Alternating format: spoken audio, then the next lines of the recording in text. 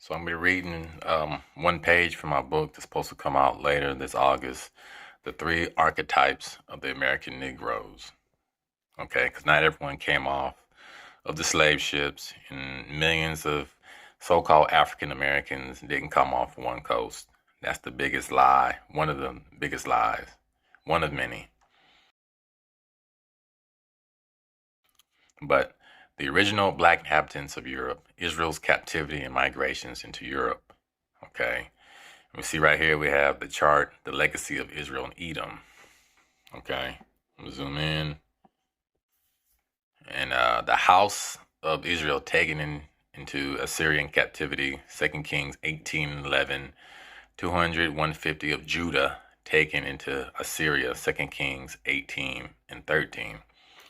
And what's quite interesting is right here, migrated to Europe as the Celts, Druids, Goths, Saxons, Irish, Scots, Danes, etc. The 12 tribes of Israel under the new covenant. Okay.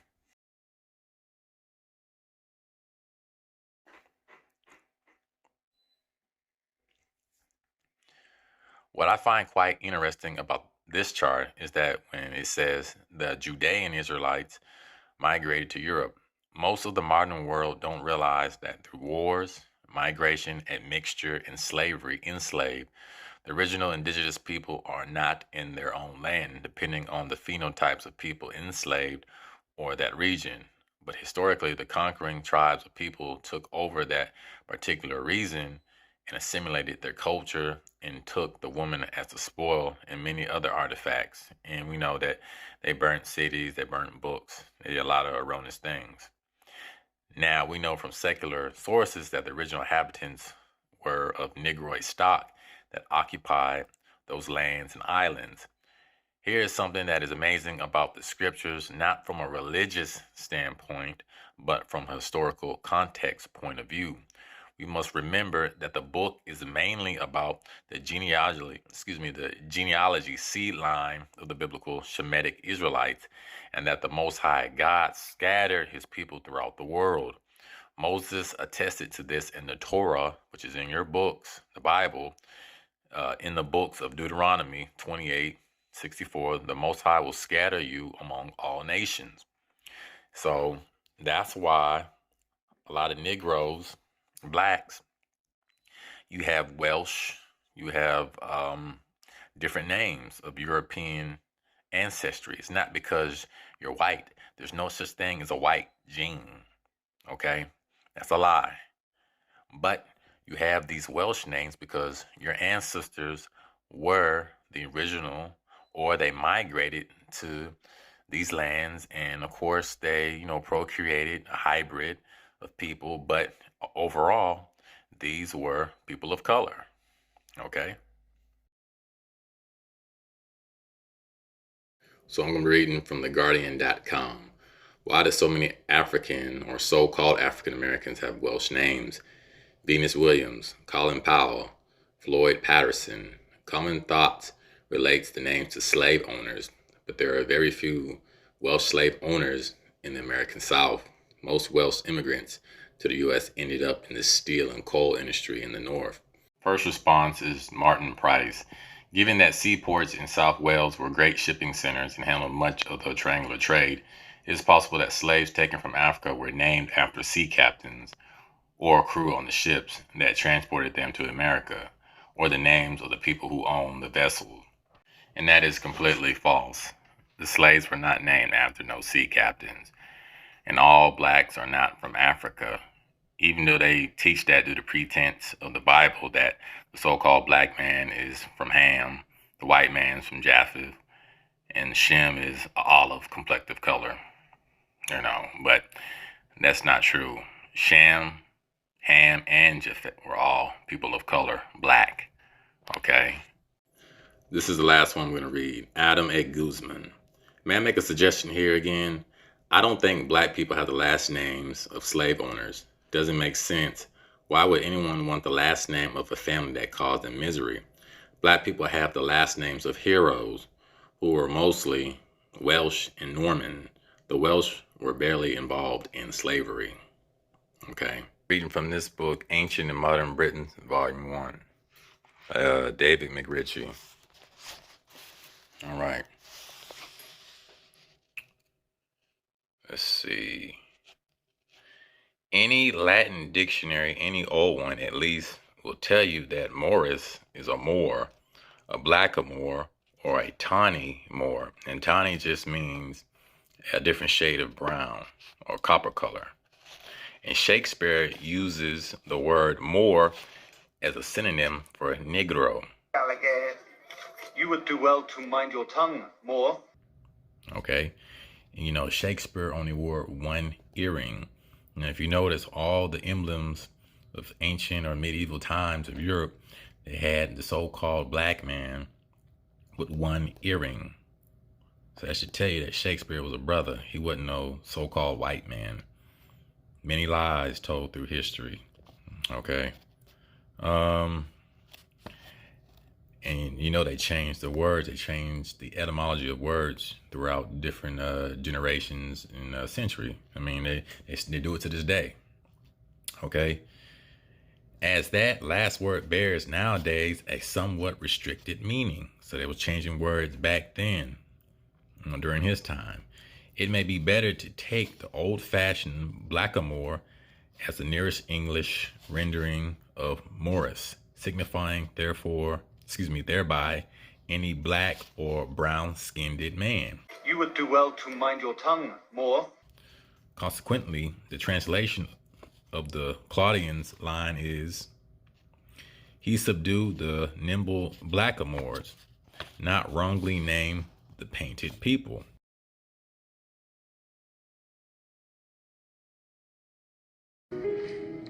You're Sicilian, huh? Sicilian. You know, I read a lot, especially about things, about history. I find that shit fascinating. Here's a fact, I don't know whether you know or not.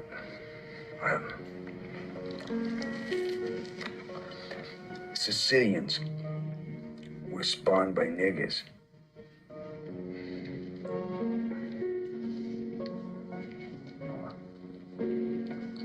Come again? No, it's a fact. Yeah. You see, Sicilians have black blood pumping through their hearts. And no, if you don't believe me, you can look it up. Hundreds and hundreds of years ago, you see, the Moors conquered Sicily. And the Moors are niggers. See, way back then, Sicilians were like wops from northern Italy. They all had blonde hair and blue eyes. But, well, then the Moors moved in there and, well, they changed the whole country. They did so much fucking with Sicilian women, huh? That they changed the whole bloodline forever. That's why blonde hair and blue eyes became blonde hair and blue eyes became blonde hair and blue eyes became black hair and dark skin. You know, it's absolutely amazing to me to think that to this day, hundreds of years later, that Sicilians still carry that nigger gene. Now this, I'm quoting history. It's written. It's a fact. It's written. I know this guy. No.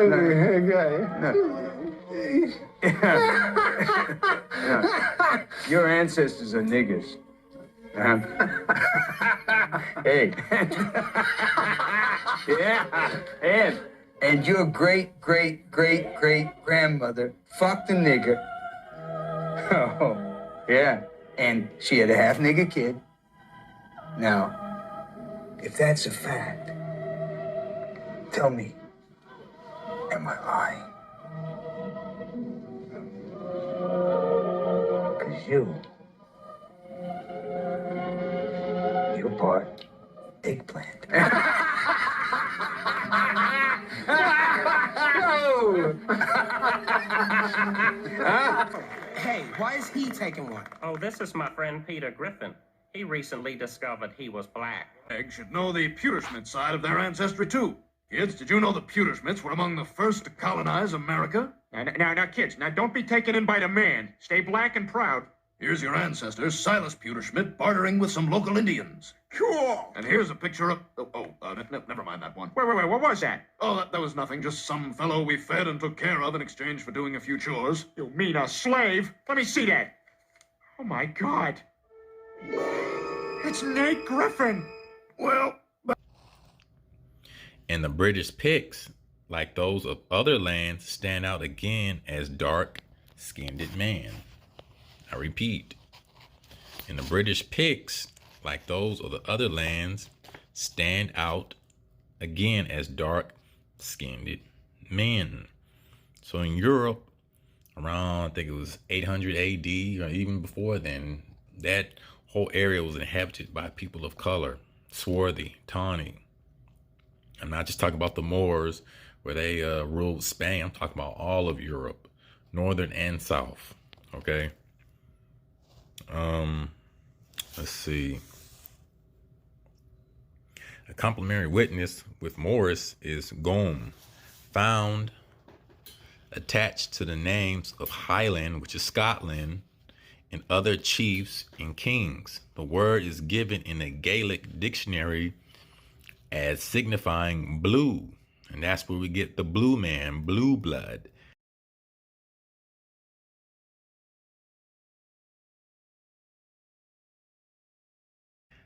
You look up Negro, the etymology of it is the blue man, okay? Of whatever shade, also green as grass, okay? And this recalls the fact that the indigenous tribes described by Caesar were styled both rides, green and colorly, blue, from the woad with which they stain their bodies. Okay? Accordingly, when one looks again into the Gaelic dictionary, one finds that the gorm is woad. So blue signifies life, and then green signifies, like the grass, the dirt. The man came from the dirt. That's in Genesis 27. The Most High created man from the dust of the ground. Okay? Plainly, therefore, a man who is titled Gom is a worm-stained man. Now, although in the Gaelic of Scotland, a Negro is known as Dwayne Dub, a black man. He is known in the Gaelic of Ireland as Dwayne Gorm, a blue, green, or woad-stained man. And that's where you get the word Dub Glass, black man, the Black Douglases. That's where we also get Frederick Douglass, okay? These are not so-called white people or Caucasian names. Those are our names, which they took on because we were the original inhabitants of those lands. And then they came in through the Great Migration. Even before then, they came over and they were the barbarians, and they took over and ransacked, those islands, parts of Europe. Okay, let's see. In the later country, the Gaelic gorm, here spelled gorm, is equivalent to brown. Okay, tawny, copper coated. Okay, like my skin, it's tawny, it's brown. That's where you get the last name or the surname Brown. It was based on, look at this. Let me see. Brown. What possible explanation for all this apparent confusion of terms can there be except the patent one, that a brown skinned man and a woad colored man were one and the same?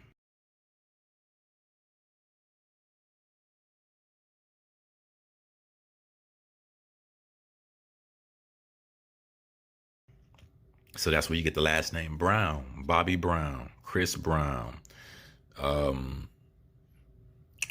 Oliver Brown, one of my cousins. That's where you get that from, because our ancestors came up with those names, the language. All right. Let's see. And the book of Baruch 2:28 through 32. In the land of your captivity, you will remember yourselves. I believe this wholeheartedly, because truth and wisdom and knowledge will set you free. After all, Hosea 4:6, my people are destroyed for the lack of knowledge. No knowledge of your royalty or of who the Most High describes you in your history book, the Holy Bible. Now, what is also quite interesting is that Paul traveled to many different locations, but here is one very intriguing fact, is that Paul traveled to ancient Britain at the time. We now know that the original inhabitants of those islands or lands were people of color, blacks, Negroes stock, including the Celts, Goths, Saxons, the Irish, Scots, Danes, etc. In Acts 29:1, Paul documents his journey to Britain, which connects the dot historically. Then we see Acts 29:2 that Paul heard that in Phoenicia that the children of Israel, about the time of the Syrian captivity, had escaped by sea to the isles far off, as a test to the prophet Esdras, and called by the Romans Britain. Also in Esdras 12:40 through 50, the 10 tribes carried away prisoners out of their own land at the time of Hosea the king, whom Salmanasar, the king of Assyria. Also going to be reading from this book, The Negro Rulers of Scotland and the British Isles. Okay. Start off right here. Now, I said that the Israelites were in captivity. Okay, I think it's 2 Kings 18, 11, and 13. But it says, the tribe of Judah originated with Judah and his two Negress Canaanite wives, Bathsheba and Tamar. Excuse me if I'm pronouncing it wrong. Okay. For centuries, the hybrid Judites intermingled their blood with every other Hebrew tribe, which in turn intermixed with the Negro nations of Ethiopia, Egypt, Put, and Canaan, where the two people became a blend of one people. The same mongrel people from Africa and Eastern nations migrated to Scotland, the British Isles, and the rest of Europe, etc., under the single name Moor, meaning black or Negro. Okay, as stated in the prophet Esdras, I think it was Esdras 12 and 40 through 50, the 10 lost tribes, and also in 2 Kings 18, 11, and 13. Okay. The Moorish Negro stewards of Scotland and England, who are the descendants of Kenneth the Niger, claim their lineage go all the way back to the tribe of Judah, a tribe that was created by the hybrid Judah and his two Negro Canaanite wives. Okay, so they can trace their genealogy, their lineage, okay, the migration, the slavery, etc. All right. See right here.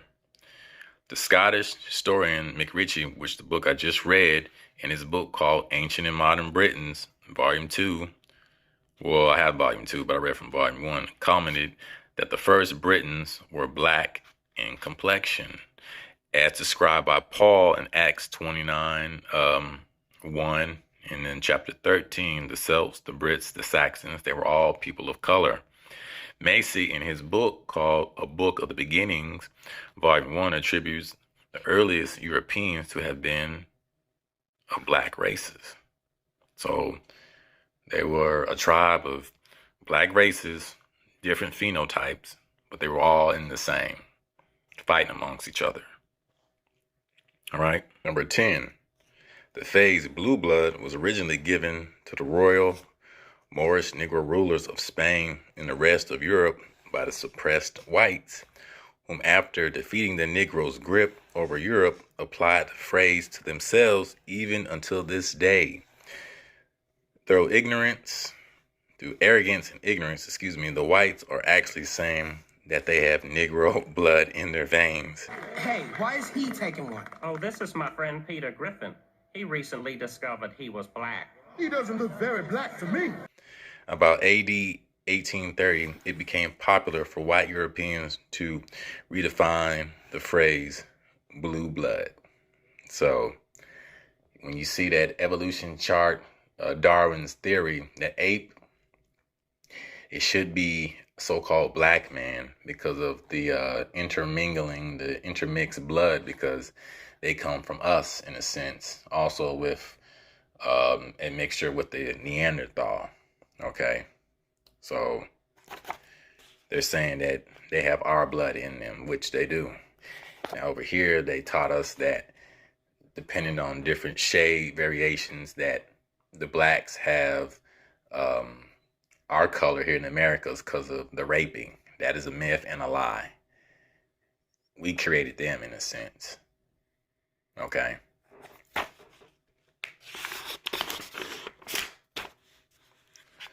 Let's see. Blue blood, to only indicate a person who could see their own blue veins in a lighter skin. But in the beginning, it was not so. Okay. And we have, let me see.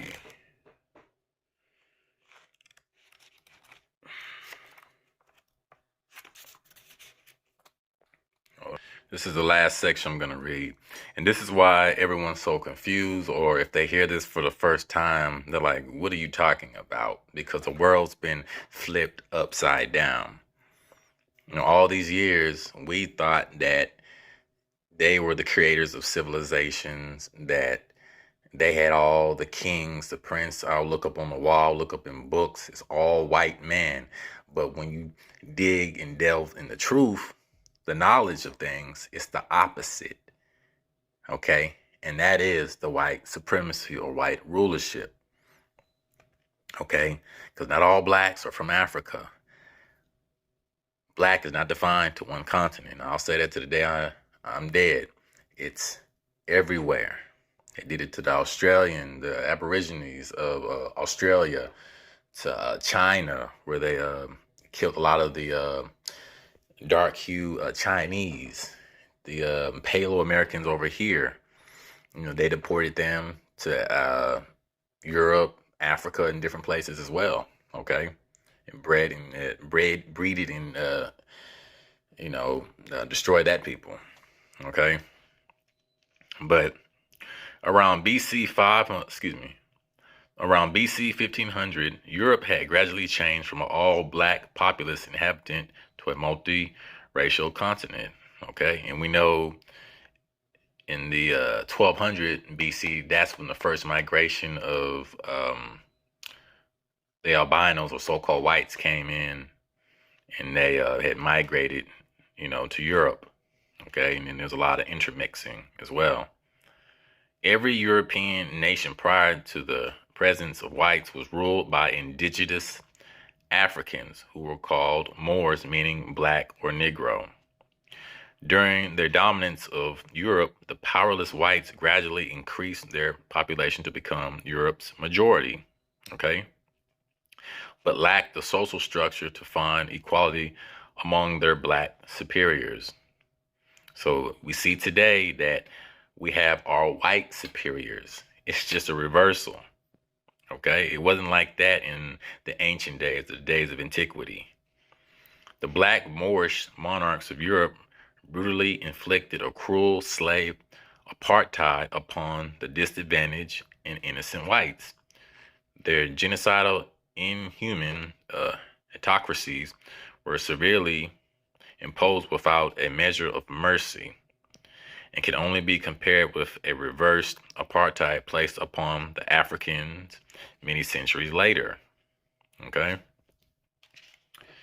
A retribution for the inhumane treatment placed upon Europe when Africa was its master. Had today's Negroes avoided the process of being brainwashed, whitewashed history concerning his own history, okay, he would have understood that over 3 millenniums ago, the white man was under the black man's supremacy. And that's what they don't want. They like things the way they are right now. And address the black man as master, my lord, sir, and imperial, his majesty. The Bible phrases which indicates that slaves should obey their masters were first deceivingly applied to the white peasants, the peasant whites by their black masters, along with other scriptures. Thou shalt not kill, thou shalt not steal or lie, nor bear arms for self-defense. These same misrepresented tactics were deceptively practiced upon the Negro prior and after the African slave trade, a process used to perpetuate, apartheid, which was invented by the black masters of Europe. Okay? It was during the French Revolution of AD 1789 that ended the black power dominance in Europe. The oppressed whites took the law in their own lands and reversed the cruel art of apartheid to punish the very blacks who invented its use. There are many royal black families who remain in power by whitewashing themselves, and their children to soften up the rage of the white revolutionists, a practice that continues to this day. Okay? So you see it in Hollywood as well, but that's really when the so-called whites came into rulership during the mid to late 17th, 18th, 19th century. You know, they was at peak during World War I, but you know, that's when racism really started. Shit, the 18th, 19th, 20th century, they created it, man. But we had them under rulership during our time when we, had the world at one point. The lost sheep house of Israel were scattered throughout the four corners. That means everywhere, from America to Europe, Africa, etc. Okay? The Celtic Druids came to Paul also privately and showed their rites and ceremonies that they was descendants of Israelites, which escaped from bondage in the land of Kemet, Egypt. The 1611 King James has the missing books of the prophet Ezra, as well as many other books the Catholics took out describing what happened to the Shemitic Israelites, people of color.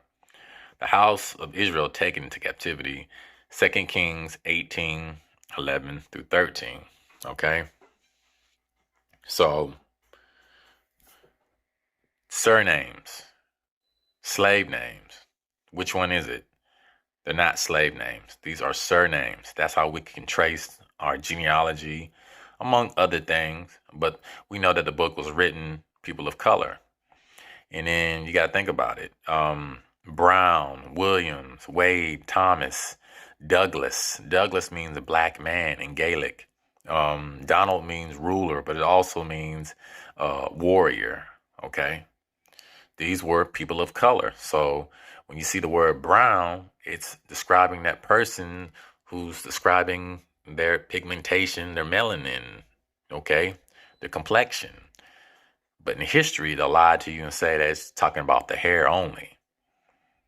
Why is that? Because people want to cover up true history. They always want to go off the slave narrative. But our people were more than that, okay? And not just in one continent, all over, not just Africa, okay? But also, we have right here, the Ancient and Modern Britons, Volume 1. Let's see. All right. Dark-skinned Anglo-Saxons, the Old Saxons, because the original Saxons were tawny people, okay? Welsh traditions, tawny people, okay? Ruddy face. Why you think you see ruddy in these words in the scripture? Because King James VI, the first of Scotland, was a so-called black man. Okay?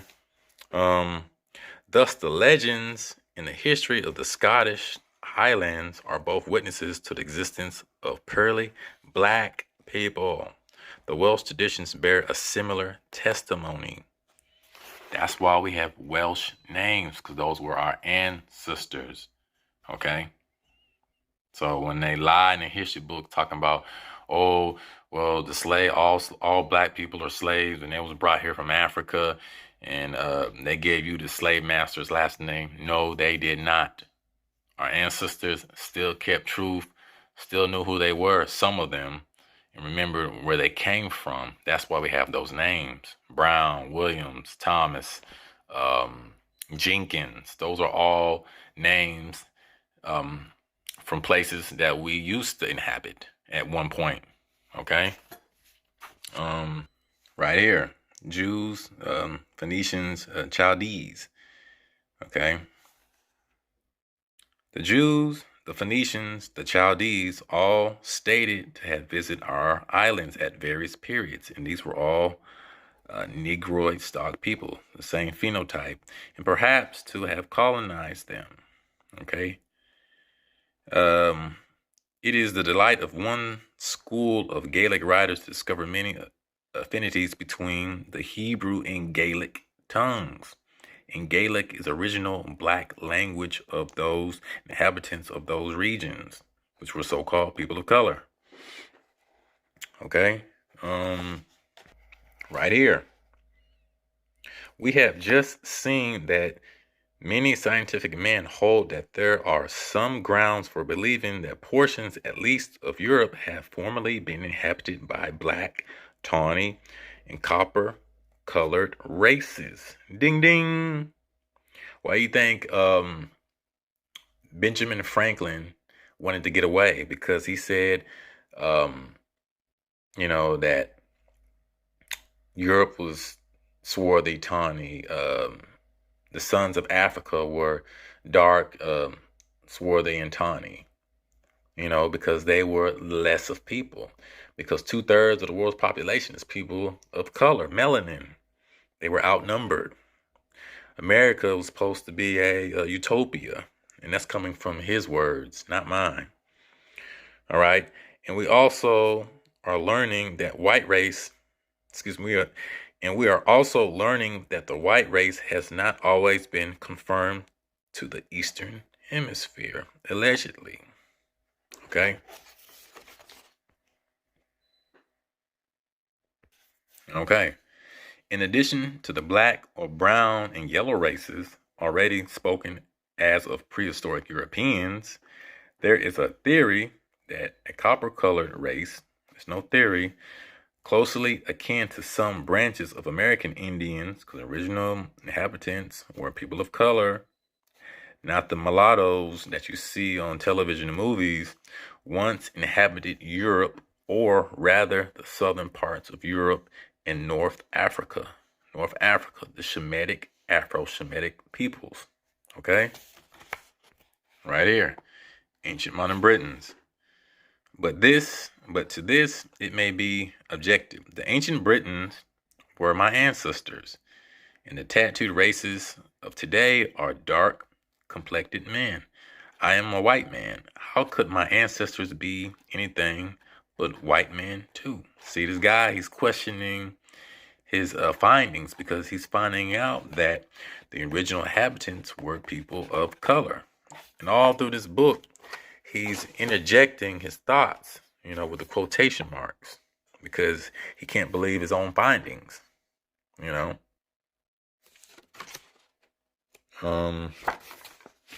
Yeah, this is a real good book, but like I said, these names, they're not slave names. These were originally our people of color.